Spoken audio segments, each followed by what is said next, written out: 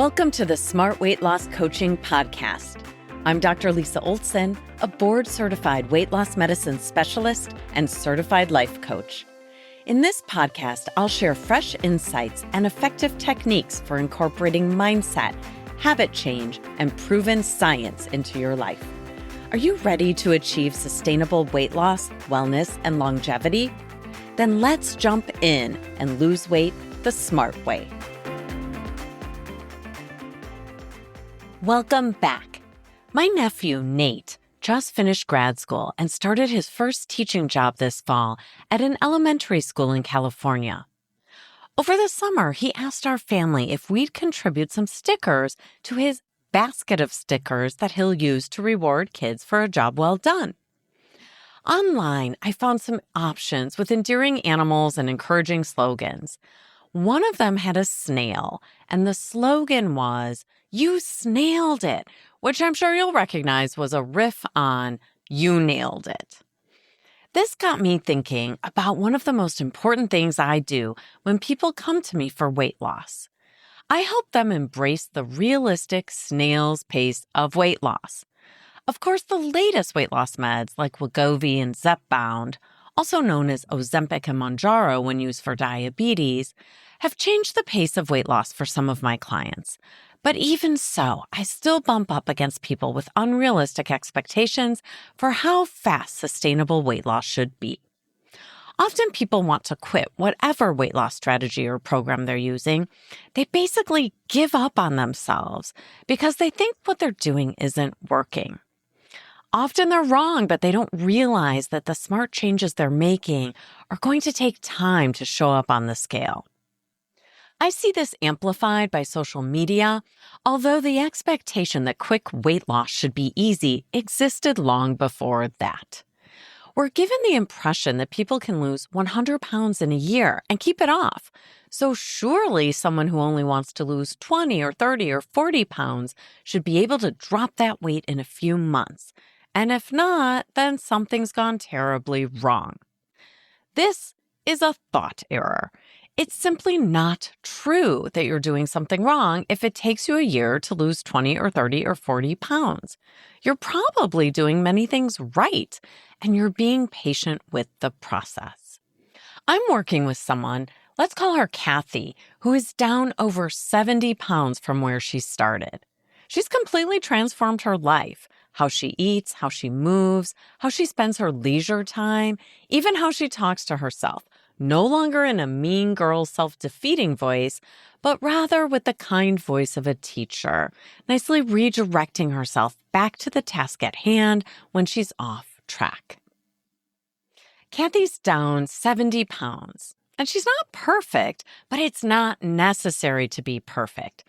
Progress, not perfection, might be a cliche, but it's been the secret to her success, in my opinion. She's made incredible changes that she never imagined were possible for her. I'd love for you to guess how long it took Kathy to lose the 70 pounds in a sustainable, life-changing way. What do you think? I'll give you a hot second to guess. Ready? 4 years. It took her 4 years. Believe me, she is thrilled because her entire adult life she struggled to lose weight and never had success before.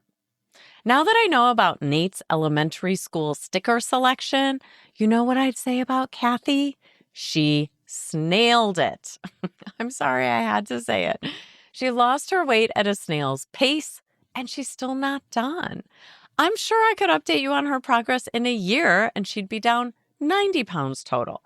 And maybe she'll even hit 100 pounds down in the next year, or 2, or even 3. Which would put her in the weight range she was in high school. I really believe that's possible for Kathy because she has the patience to snail it. What's kind of interesting about snailing it is that my experience doesn't necessarily mirror what the research says about the speed of weight loss, which is kind of funny. Almost always my experience aligns with what the studies tell us about losing weight and healthy habits, but in this case, I find myself at odds with the data. Researchers find that the old saying, slow and steady wins the race, doesn't necessarily hold true for weight loss, despite what I just told you about the value of perseverance and patience. When people join a weight loss study, typically those who lose the most weight right from the start are the ones that lose the most over time. But keep in mind that I'm seeing people over the course of many years sometimes, and most studies are looking at people for weeks or months, maybe up to a year.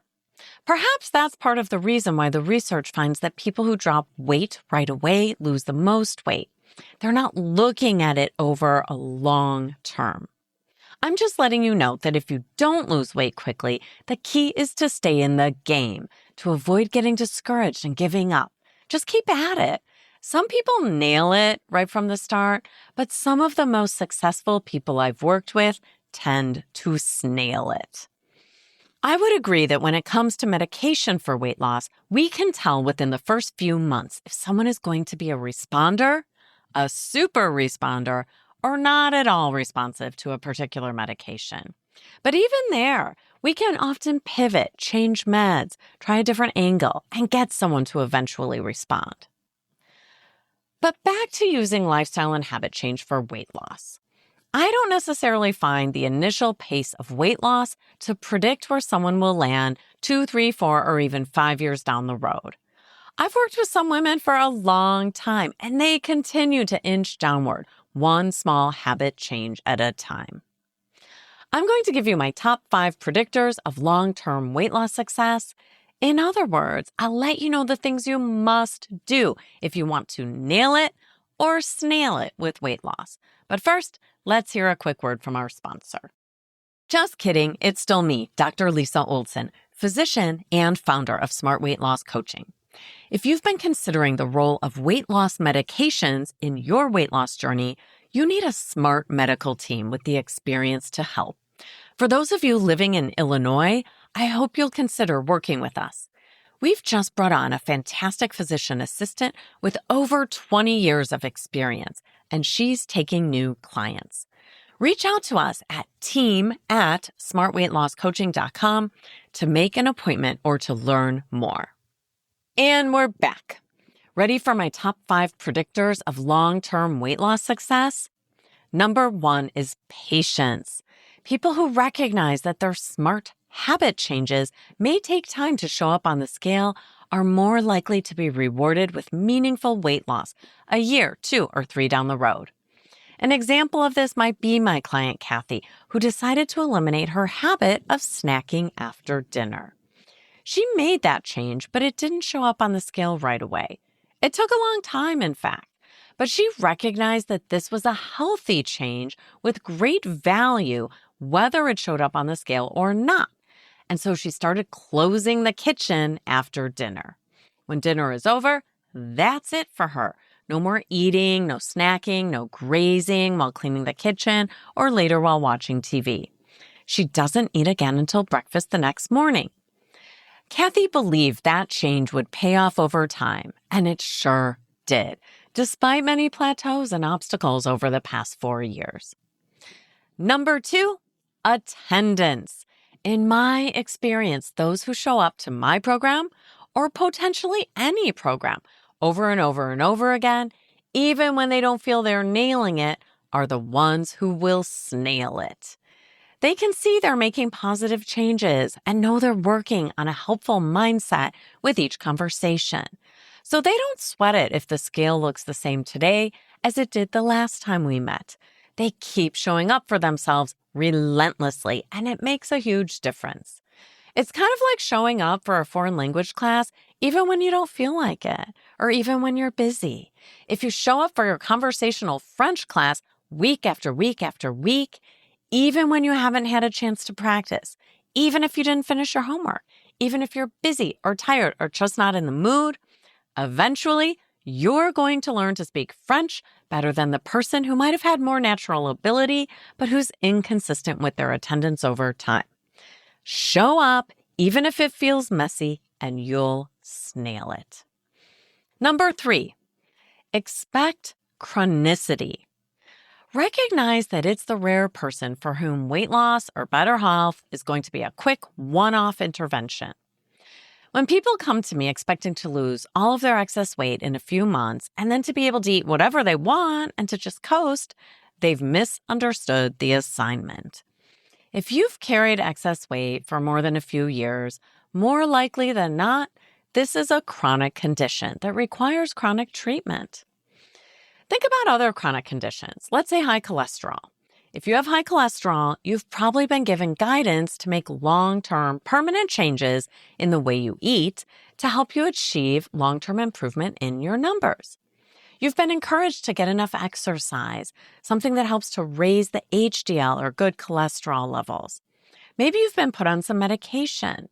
You likely get your cholesterol checked at least once a year, and your doctor lets you know if you need to make any additional changes.